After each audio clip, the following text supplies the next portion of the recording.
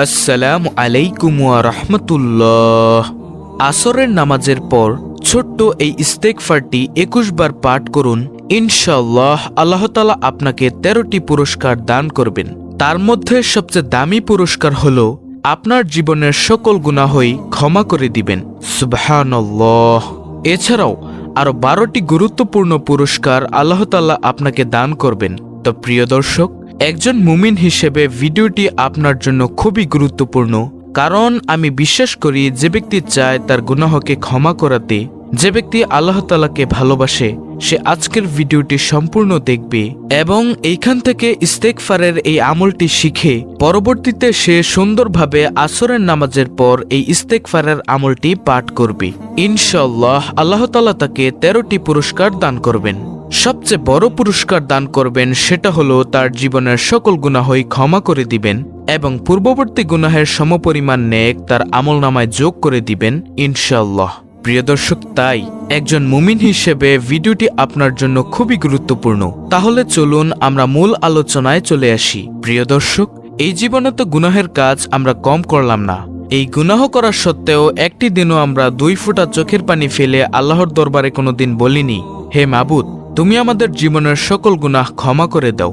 অথচ একটি পাথর কোনো গুনাহ না থাকার সত্ত্বেও সে কাঁদতে কাঁদতে একেবারে চোখের পানি দিয়ে নহর বানিয়ে ফেলেছিল।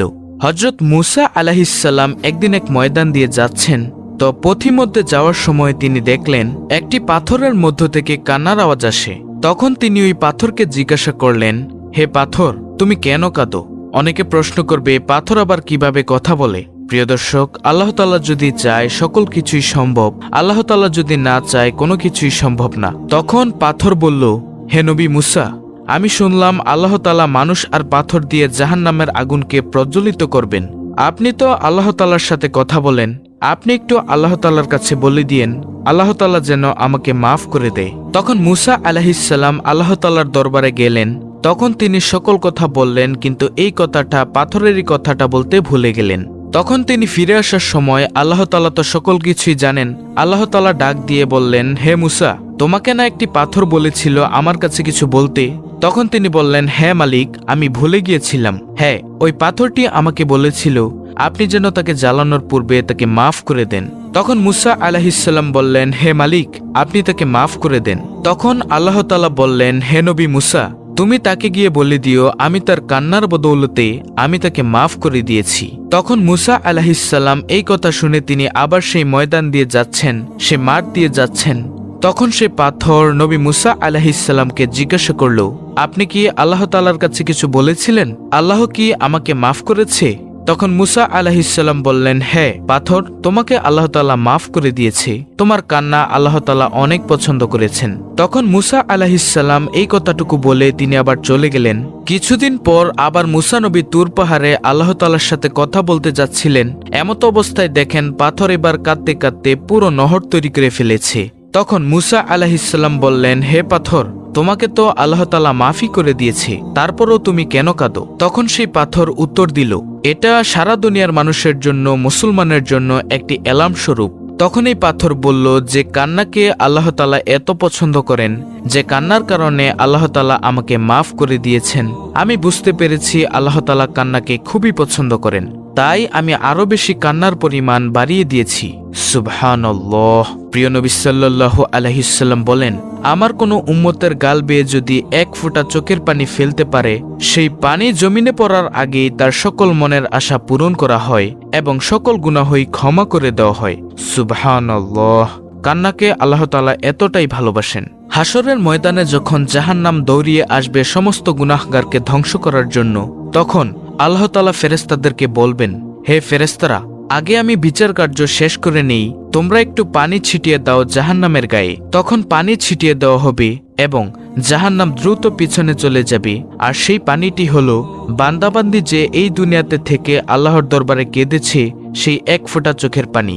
সুবহানাল্লাহ। প্রিয় দর্শক, চোখের পানির এতটাই দাম। আমাদের প্রিয় নবী সাল্লাল্লাহু আলাইহিসসালামের কোনো গুনাহ নেই, তারপরও নবী সাল্লাল্লাহু আলাইহিসসালাম দৈনিক 70 বারেরও অধিক তওবা ইস্তেগফার করতেন। অথচ আমাদের গুনাহের কোনো শেষই নেই। আমরা একটুও ভয় করি না আল্লাহ তাআলাকে, আমরা একটুও ভয় করি না আল্লাহ তাআলার ওই কঠিন আযাবকে। প্রতিনিয়ত আমরা গুনাহ করেই যাচ্ছি। প্রিয় দর্শক, তাই আজকের ভিডিওতে যে আমলটির কথা বলবো, উক্ত আমলটি আমরা সুন্দরভাবে শিখে আল্লাহর দরবারে উক্ত আমলটি আমরা করব। ইনশাআল্লাহ আল্লাহ তাআলা আমাদের সকল গুনাহই ক্ষমা করে দিবেন। সুবহানাল্লাহ। নবীজি হাদিসের মধ্যে বলেন, হে আমার উম্মত, তোমরা যদি গুনাহ না করতে এবং গুনাহ করে সাথে সাথে আল্লাহর দরবারে ক্ষমা না চাইতে, তাহলে আল্লাহ তাআলা তোমাদেরকে উঠিয়ে নিত। আল্লাহ তাআলা দুনিয়াতে এমন একদল জাতি প্রেরণ করত যারা গুনাহ করত এবং আল্লাহ তাআলার কাছে সাথে সাথে ক্ষমাও চাইত। সুবহানাল্লাহ। প্রিয় দর্শক, ক্ষমাকে আল্লাহ তাআলা এতটাই ভালোবাসেন। তাই আসুন আজকের এই ভিডিওর আমলটি আমরা মনোযোগ সহকারে করি। প্রিয় দর্শক, এই দিনের সময়ের মধ্যে একটি গুরুত্বপূর্ণ সময় হচ্ছে আসরের নামাজের পরের সময়টুকু। এই সময় আল্লাহ তাআলার দরবারে কোনো বান্দাবান্দি যদি কিছু চায়, আল্লাহ তাআলা সাথে সাথে তার মনের আশা পূরণ করেন। তো আমলটি করার জন্য আপনাকে সর্বপ্রথম পবিত্রতা অর্জন করতে হবে। আর পবিত্রতা হলো ঈমানের অঙ্গ। নবী সাল্লাল্লাহু আলাইহি ওয়াসাল্লামের হাদিস, যে ব্যক্তি অপবিত্র থাকে তার কোনো ঈমানই নেই, কারণ পবিত্রতা হচ্ছে ঈমানের অঙ্গ। তারপর আপনি আসরের নামাজটুকু সুন্দরভাবে আদায় করবেন।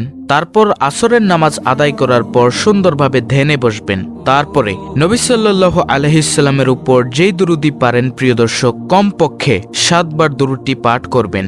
সবচেয়ে ছোট দুরূদ হলো সাল্লাল্লাহু আলাইহি ওয়াসাল্লাম। যেই দুরূদি আপনি পারেন প্রিয় দর্শক, সেই দুরূদই আপনি 7 বার পাঠ করবেন। তারপরে আপনি একটি ইস্তেগফার পাঠ করবেন। আর সেই ইস্তেগফারটি হলো আস্তাগফিরুল্লাহ, আস্তাগফিরুল্লাহ, আস্তাগফিরুল্লাহ। সবচেয়ে ছোট্ট ইস্তেগফার, এটা আপনি 21 বার পাঠ করবেন তওবা করার জন্য। তারপর আবার নবী সাল্লাল্লাহু আলাইহি ওয়াসাল্লামের উপর 7 বার সাল্লাল্লাহু আলাইহি ওয়াসাল্লাম এই দুরূদটি পাঠ করবেন। এইবার আল্লাহ তাআলার দরবারে মোনাজাত করিয়া সকল গুনাহের জন্য ক্ষমা চাইবেন। আল্লাহ তাআলা এই ইস্তেগফারের বরকতে সকল গুনাহই ক্ষমা করে দিবেন ইনশাআল্লাহ। এছাড়াও আপনাকে 13টি উত্তম পুরস্কার দান করবেন। তার মধ্যে সবচেয়ে বড় পুরস্কার হলো সকল গুনাহই ক্ষমা করে দিবেন।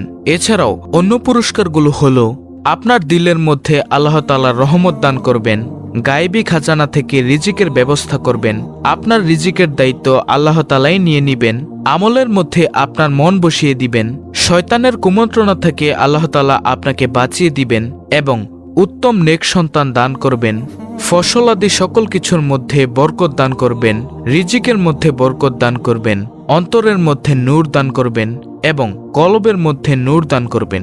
তখন আপনি দেখবেন যত আমল করবেন তত আমলই ভালো লাগে। ওই যে সকল গুনাহ ক্ষমা হয়ে গেছে এবং শয়তান আপনার অন্তর থেকে চলে গেছে। আর তাই আল্লাহ তাআলা আপনাকে এই ফজিলত দান করেছেন। আর সবচেয়ে উত্তম পুরস্কার যেটা হলো আপনার জীবনের সকল গুনাহ আল্লাহ তাআলা ক্ষমা করে দিবেন এবং পূর্ববর্তী গুনাহের সমপরিমাণ নেক আপনার আমলনামায় যোগ করে দিবেন। তাই আসুন প্রিয় দর্শক, আমরা উক্ত আমলটি করে আল্লাহর দরবার থেকে সকল গুনাহ ক্ষমা করিয়ে নেই। প্রিয় দর্শক, অত্যন্ত কার্যকরী এই ভিডিওটি যদি ভালো লাগে তাহলে অবশ্যই চ্যানেলটিকে সাবস্ক্রাইব করে নেবেন এবং ভিডিওটি বেশি বেশি করে শেয়ার করে দিবেন যেন অপর মুসলিম ভাই বোনেরাও দেখতে পারে এই ভিডিওটি।